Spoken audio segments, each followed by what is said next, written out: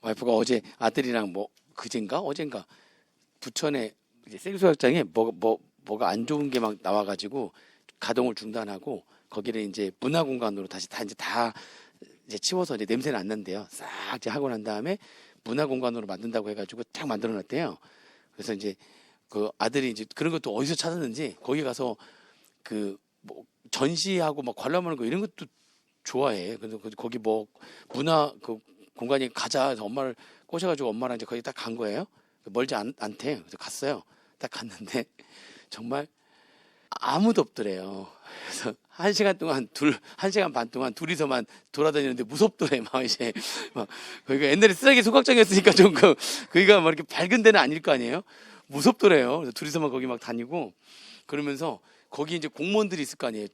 직원이 청소는 깨끗하게 해냈더래요. 근데 직원들은 자기가 본 것만 한 6명인가 봤고 직원들만 사람이 한 명도 없더래요. 그래서 그러니까 와이프가 세금이 줄줄 새는 곳을 갔다 왔다면서 그러니까 하려면은 아주 제대로 하든지 안 그러면 차라리 그냥 그 땅을 뭐 임대 수익을 내든 아니면 땅을 팔든 뭔가 수익을 창출하든지 뭐 이래야 되는데 그것도 아니고 저것도 아니고 세금이 막 그냥 줄줄 새는 데를 갔다 왔다고 그래서 괜찮았냐니까 볼 것도 없고 뭐 그러니까 사람이 안 오지 막 이러면서 그러더라고요. 세법 가르치니까 세금 어디서 샌다고만 하면은 막 순간적으로 열이 받아가지고 돈을 그렇게 막 지 마음대로 쓰나 막 이런 생각 들기도 하고 이건 아닌데 막 이런 생각 되게 많아요. 그런 게. 양도소득세 올해 아주 난리 아닙니다. 너무 막 어려운 건 안 할 거니까 잘 들어보시면 다 도움이 될 거예요. 다 도움이 되니까 오늘 끝을 냅니다. 1세대 1주택 1세대에 대한 요건이 나와 있는데 1세대는 배우자가 있는 가족이 원래 1세대 원칙. 그런데 예외적으로 배우자가 없는 때에도 다음에 1, 2, 3번 해당되면 그러면 1세대로 한다. 이것도 되게 웃겨요. 양도소득세에서 1세대 하고요. 우리가 취득세 낼 때도 1세대 1주택 취득하는 거랑 1세대가 2주택 취득하는 취득세가 다르거든요. 취득세, 지방세법이잖아요. 취득세는. 취득세에서 얘기하는 1세대랑 양도소득세 뭐 하자는 거예요. 다 달라요. 똑같지 않아요. 또 1세대 하면 똑같아야 되는 거 아니에요? 근데 이쪽 법에서 바라보는 1세대랑 이쪽 법에서 바라보는 1세대랑 차이가 몇 군데가 있어요. 다르게 만들어 놨어요. 그래서 그냥 1세대인 줄 알고 했는데 알고 보니 아니야. 이쪽 법에서는 1세대인데 이쪽 법에서는 1세대가 아니야. 이럴 수도 있어요. 그래서 이제 알고 계실 게 이게 1세대 개념이 양도소득세라든지 취득세라든지 각 법마다 1세대에 대한 기준이 다르구나. 그러니까 비슷한 게 거의 비슷한데 다른 게 있구나. 그래서 나중에 실무하실 때는 꼭 찾아 보셔야 되는 거구나. 그 정도는 알고 계셨으면 좋겠고요. 아무튼 거기 이제 나와 있는 게 있고 그다음에 1주택의 요건이라고 나와 있는데 그냥 1주택 주택이라고 하는 거는 거기 내용 보시면은 이런 말이 나오죠. 주택인지 여부 두 번째 줄에 정착면적 5배, 도시적 밖에는 10배, 그 토지까지 포함해가지고 주택이라고 하는 거는 건물만 말하는 게 아니라 주택 및 주택의 부수 토지까지 포함해가지고 주택이라고 하는 거예요. 근데 그 주택이라고 하는 거는 공부상의 용도에 관계없이 공부라고 하는 게 이제 공기관의 장부를 말하는 거거든요. 공기관 장부를 보니까 주택으로 될 수도 있고 안 될 수도 있잖아요. 그걸 따지지 않고 실질적인 용도에 따라서 판단한다. 주택이라고 하는 거는. 그죠? 주택이라고 하는 건 실질적 용도에 따라서 판단하는 것이다 라고 하는 거고요. 고가주택은 실제 양도가액이 9억 원을 초과하는 주택을 고가주택이라고 하는 거죠. 실제 양도가액이 9억 원을 초과하는 주택이다. 그래서 아무리 1세대 1주택 비과세권을 충족한 주택이라 할지라도요. 9억 원을 초과하는 부분에 대해서는 과세가 됩니다. 고가주택 9억 원 초과. 이거 계산 어떻게 할 건지는 나중에 볼 거예요.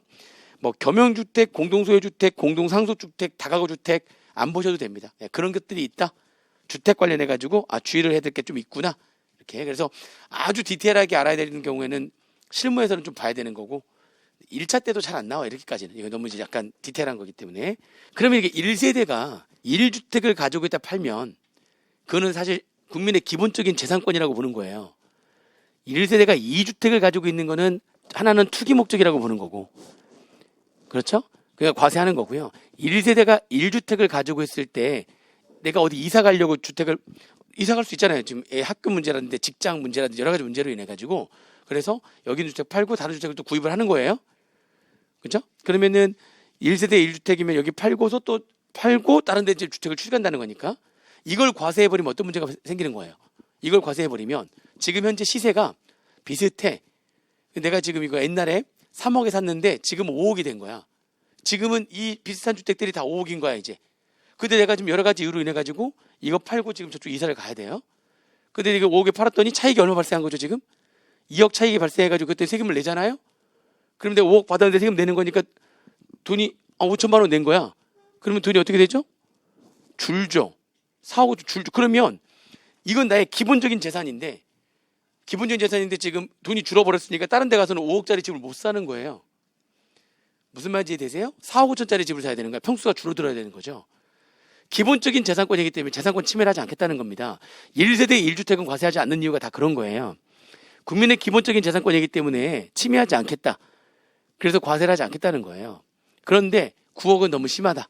본 거죠. 이 기준도 되게 오래전에 만들어진 기준인데 아직까지도 계속 9억이에요. 요즘에 서울시에 국민주택이라고 해가지고 85제곱미터 전용 면적 85제곱미터 그죠? 그래서 전체 총 면적으로 하면은 한 100에서 110제곱미터 우리가 얘기하는 뭐 30평대 초반 아파트 그게 다 국민주택인데 국민주택 가격이 지금 요즘 어떻게 되는데 장난 아닌데 뭐 10억 뭐 20억 뭐 35억 뭐 그래요. 장난 아니에요 지금. 그러니까 웬만하면 국민주택인데 다 고가주택인 거야 지금은. 그러니까 서울시에서는 무조건 팔면 고가주택이니까 예를 들면 가정을 좀 이루고 있는 좀 나이가 어느 정도 된 그래서 어떤 사람들은 다 국민주택 정도를 갖고 있는 사람들이 많이 있는데 말 그대로 국민주택이니까 일반적인 국민이 가지고 있는 주택인데 이걸 서울에서 팔고 또 다른 서울로 이사를 가려면 그 집을 못 산다는 거죠 이제. 그죠? 재산권이 어떻게 됩니까? 침해가 되는 거죠. 침해가 되는 겁니다. 그리고 9억이 기준이에요. 9억을 기준으로 해가지고 1세대 1주택이라 할지라도 9억이 넘어가면 보유세를 또 내야 됩니다. 1세대 2주택 이상이면 보유세, 종부세, 재산세는 언제나 매년 내는 거고요. 재산세 말고도 종부세를 또 내요. 근데 재산세도 기준을 높여가지고요. 재산세도 많이 올라갔고요. 그 재산세도 1년에 뭐 예를 들면 내가 10억짜리 갖고 있다. 30평대 10억짜리면은 요즘 비싼 것도 아니에요 이제 서울에서는. 10억이 아주 우스워졌어요 이제 10억을 어떻게 모아. 근데 아무튼 그렇다니까요. 10억짜리는 싼 편이에요 지금. 싼 편이야 서울에서는. 30평 초반에 국민주택이 10억이면 그럼 웬만하면 막 10억, 20억 막 이런단 말이죠. 저 10억을 기준으로 했을 때 그랬을 때도 재산세만 하더라도 1년에 계속 올라가요. 2030년도까지 계속 올라가기 구조를 만들어놨어요. 계속 올라가는데 지금 내는 것만 하더라도 한 150만 원에서 180만 원 정도 내야 돼요. 1년에. 그건 재산세가. 근데 종부세까지 9억이 넘어갔잖아요. 웬만하면 9억 넘어간다니까요. 종부세까지 또 내야 되는 건데 종부세도 계속 올라가요. 그래서 심지어는 강남에 있는 아파트는 가지고 있으면 이제 난리가 나는 거야. 나는 계속 갖고 있는데 나는 강남에서 평생 살았는데 이사 가야 되는 거야. 갑자기 이제 나이 먹고 이사 가야 돼. 뭐 버틸 수가 없어. 종부세랑 전세까지 다 해가지고 강남 아파트는 막 25억 막 잃어버리니까 20억이 넘어가니까 25억 이렇게 되면 2030년도가 되잖아요. 그러면은 1년에 2,500만 원을 내야 되는 거야. 보유세로만. 계산이 되면 어마어마한 세금을 내는 거예요. 자, 다시 한번 얘기하지만 제가 수업 때 계속 강조하는 게 소득이 있었을 때 세금을 내는 거랑 그냥 보유만 하고 있는데 여기다 세금을 내는 거랑은 다른 거예요. 그렇죠? 보유만 하고 있는 상태에서 세금을 부과하면은 이거는 내 재산을 그냥 뺏어가는 겁니다. 내가 이 재산으로 돈을 벌죠. 재산으로 돈을 벌었을 때 그 소득에 대해서 과세하는 건 당연한 거죠. 돈을 벌었으니까 그게 일정 퍼센트의 세금을 내는 거는 당연한 거야. 내가 100 벌었으면 그러면 내가 30 낼 수 있죠. 40 낼 수 있죠. 벌었으니까. 그래도 나한테는 60, 70이 남으니까 벌었으니까. 근데 그게 아니라 단지 보유만 하고 있는데 계속 내는 거예요. 근데 그게 너무나 심해져 가지고요. 2030년도가 되면 강남 아파트 같은 경우에는 강남에 살고 있는 지인들이 있단 말이죠. 지인들이 있어요. 어렸을 때부터 거기 살았어요. 근데 그 사람들이 투기꾼이 아니다. 나는 어렸을 때부터 계속 살고 있었는데 그런데 그 사람들이 투기꾼이 돼 있는 거죠. 나는 그냥 원래 살던 데 계속 살고 있는데. 그래서 한 달에 200만 원 정도를 내야 되는 거야. 국가에다 내 집인데 월세를 내야 되는 거야. 국가에다가. 이런 상태가 돼버린 거죠. 금액이 어마어마해요. 2030년 되면은 장난 아니에요. 그래서 이번에 갑자기 어떻게 나왔죠? 민주당에서 후보가 내가 되면 달라집니다 이러면서 나오는 게 그러던데 자기네 정책은 원래 그런 거였는데 이걸 다시 어떻게 하겠다? 다시 바꾸겠다, 뭐 하겠다. 선거가 처리되니까 이제서야 또 막 그렇게 막 얘기하는 거죠. 사람들이 이거 너무한 거 아니야? 맞았을 때 더 강력하게 하겠다, 이렇게 했다가 이번에 그게 나온 거예요. 너무 좀 심한 것 같아요. 이건 약간 심한 거예요, 확실히. 그러니까 부동산 실패한 건 맞죠. 지금 부동산 정책이 완전 실패한 건 맞아. 아까 이게 막 규제하면 여기서 터지고 저기서 막 계속 터진다니까. 어떻게 모르겠어요. 지금 우리는 경제를 공부했잖아요, 그죠? 시장이라는 게 있는데 시장에다 놔두고 이제 조율을 하는 게 아니라 그냥 막 강력하게 하다 보면은 터지게 돼 있는 게 많다는 거죠. 일단 고가주택에 대해서 얘기하는데 고가주택은 양도소득세만 과세가 되는 게 아니야. 1세대 1주택이더라도 보유세를 낸다니까요. 재산세는 당연히 내는 거고요. 종부세도 9억을 넘어가면 내는 거예요. 종부세도 9억 넘어가면 내는 거고 양도소득세도 1세대 1주택인데 아니 1세대 2주택 3주택은 내가 과세도 된다니까. 저는 그렇게 생각해요. 저도 1세대 2주택 3주택들은 기본적인 재산권이 아니잖아요. 1세대 1주택이면 2주택은 내가 기본적인 재산권인 건데 근데 그게 아닌 다른 주택 갖고 있으면 이건 당연히 투기 목적인 거니까 이거는 뭐 막 해도 나는 관계없다고 생각해요. 좀 많이 내도 돼. 이거는 그러니까 다시 말하면 왜 두 개 세 개 갖고 있냐. 물론 그것도 이제 당연히 계속 수업 시간에도 얘기했지만 이거를 한다면 아니 임차인이 있다면 임대인도 있어야 될 거 아니에요. 임대인이 있어야 임차인이 있는 거니까 국가가 공공주택을 다 만들 수가 없다니까요. 공공주택 지금 막 발표하고 난리가 나서 막 발표한다는 것도 많아봤자 20만 호예요. 20만 호. 20만 호인데 어마어마한 돈 투자해가지고 만드는 게 20만 호라고요. 세금 엄청나게 투자해서 만드는 게. 그 임차인이 20만 명인가? 임차인이 어마어마한데. 그 다시 말하면 임대라고 하는 거는 공공임대만 있는 게 아니죠. 이것만 있는 게 아니라 이게 있는 거잖아요. 그러면 임차인들이 임차료를 부담 없이 이렇게 계속 가져가려면 임대인들이 부담이 없어야 임차인들한테 부담이 없는 거예요. 임대인들한테 부담을 막 주면은 임대인들이 어떻게 하겠습니까? 임차료를? 그 당연한 거죠. 그건 기본적인 논리잖아요. 기본적인 논리잖아요. 그러니까 만약에 내가 그 주택을 가지고 있다 할지라도 그 주택이 투기 목적인 거냐 임대 목적인 거냐 이걸 다 또 따져보는 게 사실 맞는 거죠. 그죠? 그래서 임대 목적이라면 그래서 장기간 임대를 하고 있는 장기간 임대하는 임대 목적 그래서 그게 잘 만들어졌었어요. 실제로는 장기간 임대하게 되면 옛날 정권부터 지금 전 정권이 아니에요. 이건 아주 오래전부터 장기로 임대하게 되면 그러면 이건 투기 목적이 아니라 무슨 목적을 갖고 있는 거니까 임대 목적으로 갖고 있는 거니까 임대를 장기 임대하게 되면 등록하게 하고요. 등록하게 하고 장기 임대했을 때에는 세제 혜택을 또 줬단 말이에요. 그거는 민간이 임대하는 거니까. 대신에 중간에 장기 임대하다 중간에 팔아버리면 속인 거잖아. 그러면 그동안 세금 깎아줬거나 뭐 했던 거나 다 추징하다가 과태료까지 더해가지고 이렇게 걷겠다. 더. 그러니까 막 겁을 죽이니까 임대 목적으로 장기간 쭉 가져가면 그 세제 혜택을 얻는 거니까 임차인들도 오랜 기간 동안 그저 안정된 임차료를 계속 내면서 갈 수가 있는 거죠. 괜찮았었단 말이죠. 괜찮았었는데 이걸 이 근간을 흔들어 버린 거죠. 임대인과 임차인 둘을 딱 갈라가지고 임대인들은 막 좋아버리니까 임대인들이 어떻게 돼요? 그거를 전가하죠. 그렇죠. 그래서 임차료가 말도 안 되게 올라가고 임대차 3법 아시죠? 그러니까 막 법 만들었잖아요. 그러니까 이제 또 해가지고 임대를 5% 이상 올리지 못하게 5% 이상 못 올리게 이 임대 3법을 만들었어요. 만들어서 다 반대했어요. 왜? 그게 시행되는 게 바로 시행이 되면 그 소문이 났거든요. 통과된다. 이거를 그러니까 시간을 주지 않으려고 통과시키자마자 바로 다음날 시행하는 초유의 사태. 통과돼서 바로 다음날 시행하는 경우도 드문데 통과되고 다음날 바로 시행했어요. 다른 데 딴지 못하게 하려고. 왜냐하면 통과된다고 이미 다 알고 있었거든요. 다. 왜냐면 지금 민주당이 다 많았으니까 통과된다 이미 얘기가 나와서 통과된다. 발의는 이미 몇 달 전에 했고 그러면 이대로 바로 통과된다는 거 이미 알고 있었거든요. 그러니까 이 사이 어떻게 되겠습니까? 거의 소문이 다 났어. 통과되면 바로 시행한다. 다 알고 있어. 사람들이 다. 통과되면 바로 시행하니까 그러니까 빨리 계약을 다시 맺는 거예요. 왜냐면 통과되면 그다음부터 어떻게 되죠?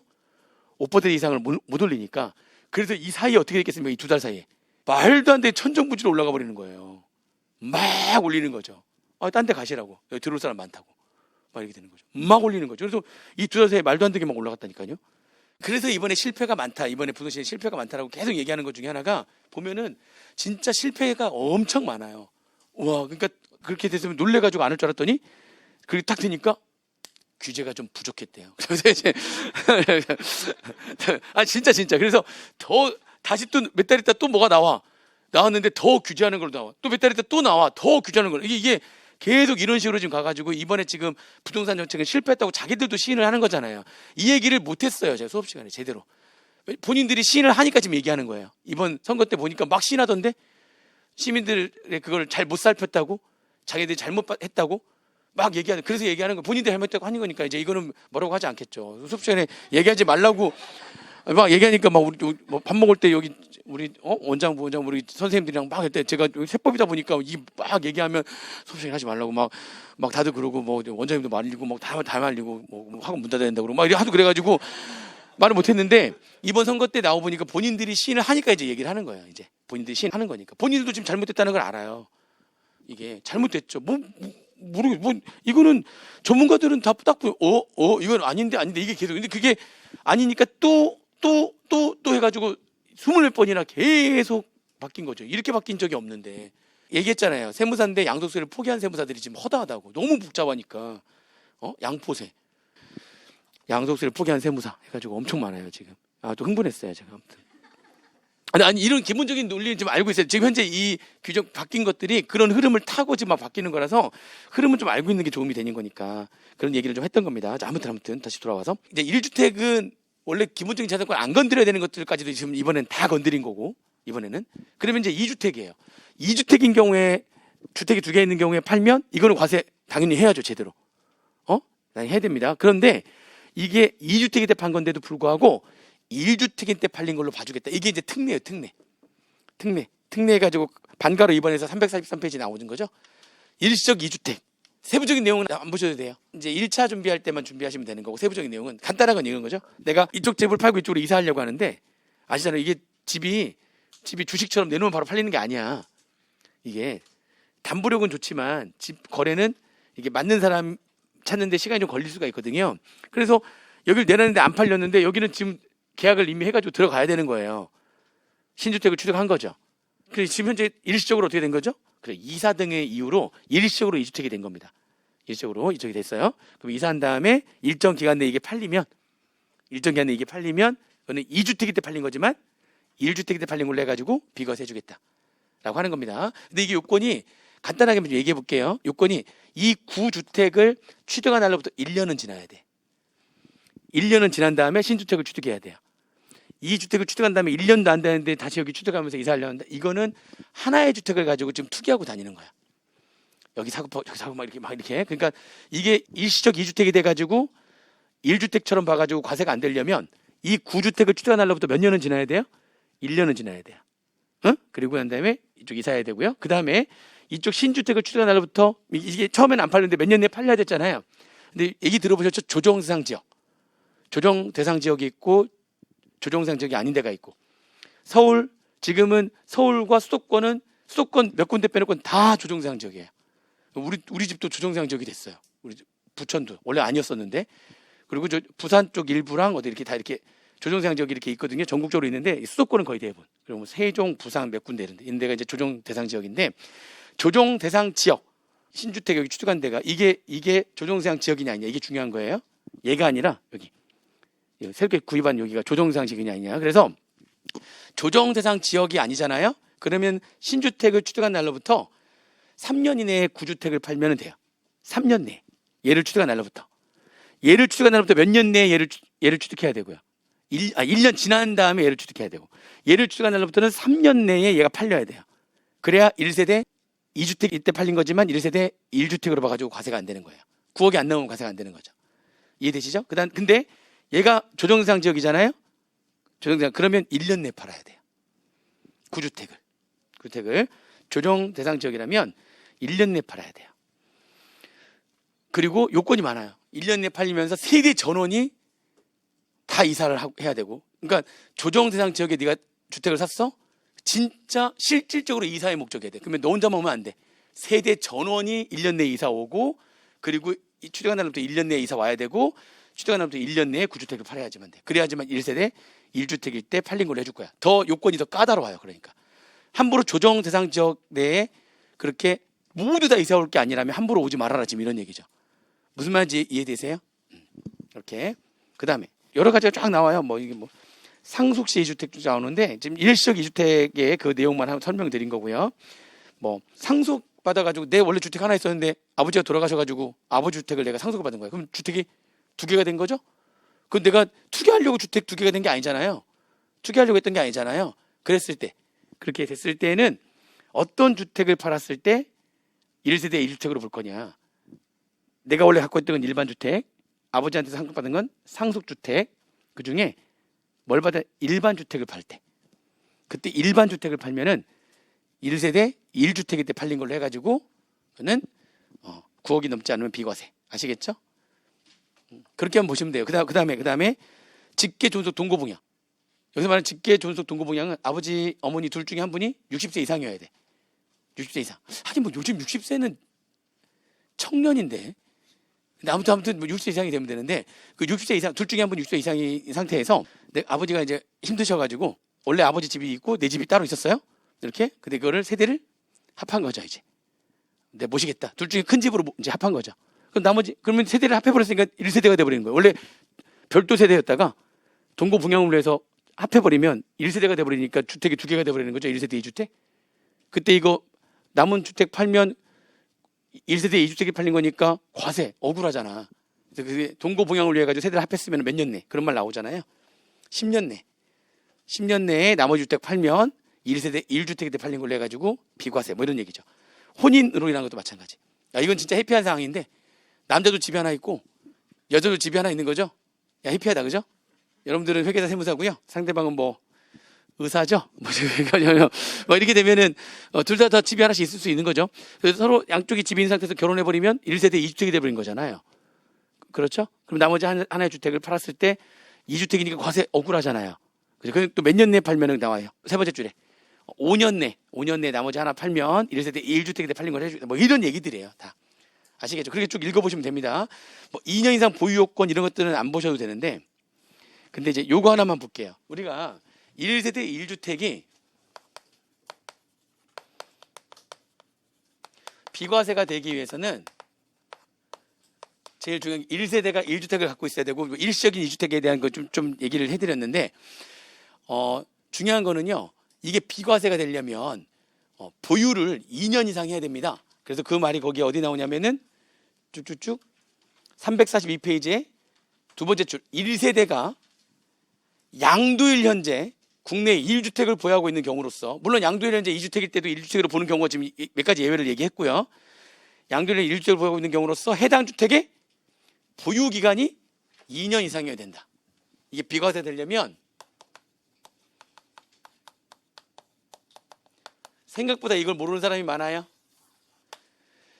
그래서 보유를 2년을 채 안 하고 난 다음에 계약을 해버린 거야, 잘못해서. 그러면 과세가 되는 건데 생각보다도 보유기간 2년 이상이어야 된다는 걸 모르는 사람이 많습니다. 자, 그런데 거기 뭐라고 되어 있죠? 괄호 안에 다만 취득 당시의 조정세상 지역에 있는 주택의 경우에는 보유기간 2년 이상만 되는 게 아니라 실제 거주도 2년 이상이 되는 겁니다. 아시겠죠? 그러니까 보유기간 2년 이상에 만약에 취득 당시에 어디에 있었던, 그러니까 이게 조정세상 지역이 막 조정세상 지역이었다 아니었다 왔다 갔다 하거든요. 아마 저희 동네는 막 집값이 올랐는데 또 어느 정도 지금 또 안 오르고 있어요. 1년에 한 번씩 지정하거든요. 1년 동안 또 올라가지고 조정세상 지역이 됐는데 좀 또 안 오르고 있어요. 그럼 내년에는 제가 볼 때는 다시 또 해제가 될 것 같아요. 지역에서 왔다 갔다 해요. 그렇게 우리 동네는 그래요. 원래 안 오르는 데인데 갑자기 전체적으로 오르다 보니까 갑자기 우리도 좀 몰랐어. 근데 그 조정세상 지역 있을 때도 있고 아닐 때도 있을 거 아니에요. 취득 당시에 조정세상 지역이었어야 돼요. 그러면 내가 파는 당시가 아니라 취득했을 때 취득 당시에 조정대상 지역이었다면 그러면 보유기간 2년 이상 엔드 거주기간도 2년 이상이어야 돼요. 실제 거주도 해야 되는 거예요. 모르겠어요. 저는 투기를 해가지고 한 번도 집을 산 적이 없기 때문에 저는 제 집을 보유할 때 다 제가 거주했어요. 근데 일반적으로 취득만 하고 거기를 세내주고 자기는 거주를 안 하는 경우도 막 있나 봐요. 그런 경우가 있다 보니까 그 주택을 가지고 지금 투기를 하는 거죠. 사실은. 그죠? 그러니까 이번에 또 국회의원 몇 명들 막 문제되고 또 정책실장 또 지금 얼마 전에 문제되고 임대차 3법 5% 못 올리기는 법을 했던 사람이 난리가 나서 경질되고 막 이렇게 했잖아요. 아니, 일단 기본적으로 본인 집을 팔면 되잖아. 팔고, 그러니까 그 집은 임대해주고, 그리고 내가 또 다른 데 가서 지금 전세로 살고 있는 거죠. 자기는 지금 다른 데 가서 청와대 출퇴근해야 되니까 마포에 있고, 자기 집은 청담동에 있고, 강남에. 그걸 왜 안 파는 거지, 자기도? 끝까지 안 파는 거죠? 안 팔고, 전세 내주고, 나중에 일 끝나면 계속 가치는 올라가겠죠? 팔 수 없는 거야, 본인은 못 파는 거죠? 국민들한테 팔라고 해놓고서. 그러니까 난 그 약간 그것도 이해가 안 되는 거야. 왜 저기는 끝까지 안 팔고 임대 내주고 나는 직장은 저기니까 그냥 팔고 가서 거기 사면 되잖아요. 거기서 취득하면 되잖아요. 근데 그거를 본인 얘기는 그렇죠. 나도 여기서 계속 살았기 때문에 내가 어떻게 이사가 지금 물으면 가라면서요 지금. 그러니까 이게 약간 좀 그러니까 사람들이 난리가 나. 그러니까 이번에 대통령이 경질을 시킨 거예요. 사실은 자기가 사퇴하겠다고 낸 거를 반려하고, 왜냐면 국민들한테 지금 요즘 LH 사건 때문에 난리가 났잖아요. 부동산 때문에 난리가 나니까 사퇴하겠다고 한 거를 받아준 게 아니라 걔를 반려시킨 다음에 경질을 해버린 거예요. 강력하게 보여 경질이라는 표현을 쓴 거예요. 실제로는 다음날 바로 이제 사직서를 냈는데 그걸 받아준 게 아니에요. 그걸 다시 돌려보내고 너는 경질이다 이렇게 된 거죠. 워낙에 지금 부동산에 민감하니까 된 거죠. 사람 난리 났어요 그때. 왜냐면 임대차 3법을 만든 사람이거든요. 그 사람이 만든 사람인데 그래 버리니까 자기는 저쪽 강남에 있는 주택 거기 임차료를 통과되기 전날 통과되기 전날 통과하고 다음날 시행했다고 그랬죠? 그리고 임차료는 이 통과되기 전날 임대료를 이렇게 올렸어요. 그러니까 시행되기 전날인데 정확히 얘기하면 통과되기 전날이에요. 통과되기 전날, 그리고 통과되고 다음날 시행이 됐거든요. 그거 시행되기 이틀 전에 임대료를 올렸기 때문에, 그렇기 때문에 사람들이 더 뭐 하자는 거야 이렇게 물론 불법을 한 건 아니죠. 5% 올리지 말자. 그렇게 하는고서는 5% 올리는 사람들은 막 나쁜 사람을 했는데 본인 이때부터 그렇게 한 거니까 난 불법을 한 건 아니지 않느냐? 라고 얘기할 수는 없는 거죠. 지금 국민들이 그러면 지금 더 막 난리를 낼 거니까. 그러니까 말도 안 된다. 네가 이렇게 하면 어떻게 하냐. 경제를 이렇게 시켜버린 거죠. 경제를 시켰어요. 지금 부동산 얘기하다 보니까 자꾸 흥분하고 있는데 그러지 않아야 되는데요. 지금. 맞습니다. 자, 아무튼 이게 취득 당시에 조정상정이라면 거주 기간도 2년 이상해야 된다. 그럼 사실 얘기했잖아요. 저 같은 사람은 그런 게 전혀 저게 관계 없어요. 그냥 보유 기간이 곧 거주 기간이니까. 근데 안 그런 사람들이 많이 있다는 거죠. 그런 많이 있다는 거죠. 지네들이 그렇게 해놓고서는 그러면 안 되는 거죠. 그러면 안 되는 거죠. 저는 언제나 조금만 움직여도 다 이사를 했거든요. 그냥 이사하고. 왜냐면 저는 어차피 뭐 부천이니까 거기 와도 이사하고 이렇게. 본인들이 알죠. 왜 그런지. 강남이잖아. 저기는 팔 수가 없는 거야. 그놓고서 강남을 잡겠다고 하면 안 되는 거죠. 본인들이 강남을 자기들도 못 팔겠는데요. 그러면서 강남을 잡겠다 이래버리면 말이 앞뒤가 안 맞는 거죠. 그냥 그거 자체가 이해가 안 되더라고. 우리 부천으로 오라고 해야 되겠어요. 자, 아무튼 그렇습니다. 자, 근데 제가 이 얘기를 하려고 하는 게 뭐냐면은 올해부터 이게 2년 전에 법이 개정이 됐는데 올해부터 시행이 돼요. 이게 뭐냐면 지금 보유기한이 2년 이상이어야 된다고 그랬잖아요. 좋아요. 거주기한은 뭐 그렇듯이 보유기한이 2년 이상이 되는데 내가 주택이 3개야. 주택이 3개예요. 이게. 근데 이제 올해부터예요. 주택을 3개인데 이 3개를 다 5년 동안 갖고 있었어. 자, 3개인데 이제 하나 팔았어요. 이제 워낙 지금 보유세 부담이 크니까 팔아야겠다. 내가 이제 임대 내주고 있었는데 이제 이것도 부담 너무 되는데 이제 임차인이고 뭐가 팔고 나 그냥 내 시골로 가야겠다. 다 팔려고 팔았어요. 과세. 1세대 3주택 때 팔린 거니까 과세. 이 손가락부터 해야 되겠다. 그래서 자, 하나 팔았어요. 과세. 자, 1세대 2주택이니까 또 팔면 과세. 자, 문제는 이제 하나 남았죠? 그럼 얘 팔 때는 1세대? 양도율 현재 1주택이니까 이거는 과세가 안 돼야 되는 거잖아요. 둘 다 5년 보유했거든. 5년 보유해서 한꺼번에 내놨어. 한꺼번에 다 내놨어요. 나 이제 이거 팔아가지고 시골 가려고. 나 이제 서울 수도권에서 안 살겠다고. 이제 이거 관계없는 공기 좋은 데로 가겠다. 저번에 정선에 한번 돌아갔더니 와 정말 공기가 다르던데요. 완전히. 그래서 이제 가겠다고 해서 팔았는데 문제는 작년까지는 과세 동시에 팔았어요 지금. 그리고 이거는 1세대 1주택에 팔린 거니까 비과세가 돼야 될 거 아니에요. 둘 다 9억, 3개 다 9억이 안 넘었대. 근데 지금 어떻게 되느냐? 올해부터는 과세 그리고 1주택이 된 날로부터 보유기한 2년 이상 해야 돼요. 그게 346페이지. 올해부터 그래요. 그러면 지금 2년 이상 보유한 게 아닌 거예요. 실제로 몇 년 보유했는데 3개 다 지금. 3개 다 5년을 보유했는데 우리가 여기서 말하는 보유기한 2년 이상은 1주택이 된 날로부터 보유기한 2년 이상이라고 올해부터 바뀌어.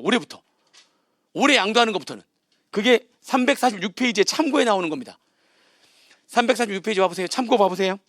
1세대 2주택 이상을 보유하다가 1세대 1주택이 되는 경우 1세대 1주택의 보유기한 계산 시 기산일.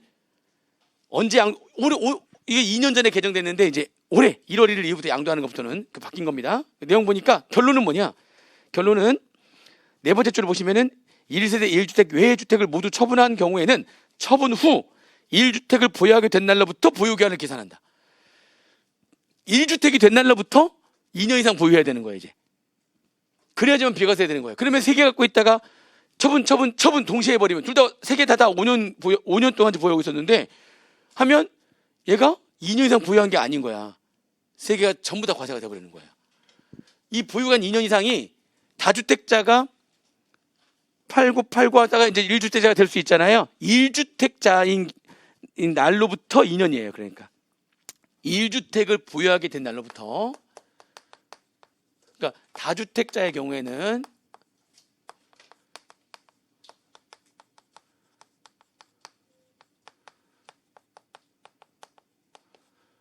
날부터 2년 이상 보유해야지만 돼요. 그 전에 보유한 건 다시 계산하는 거예요. 다시 계산하는 거예요. 그러니까 그게 올해부터예요. 올해부터. 무슨 말인지 이해되시죠? 그러니까 주의하셔야 돼요. 올해부터 그렇게 바뀐 거기 때문에 주의하셔야 됩니다. 되셨죠? 자, 그 다음에 취득 및 양도 시기, 뭐 이거는 2차 때 계산 문제일 때는 뭐 중요하지 않고요. 1차 때에서만 한번 살짝 보시면 되는 거고 잘 나오진 않습니다.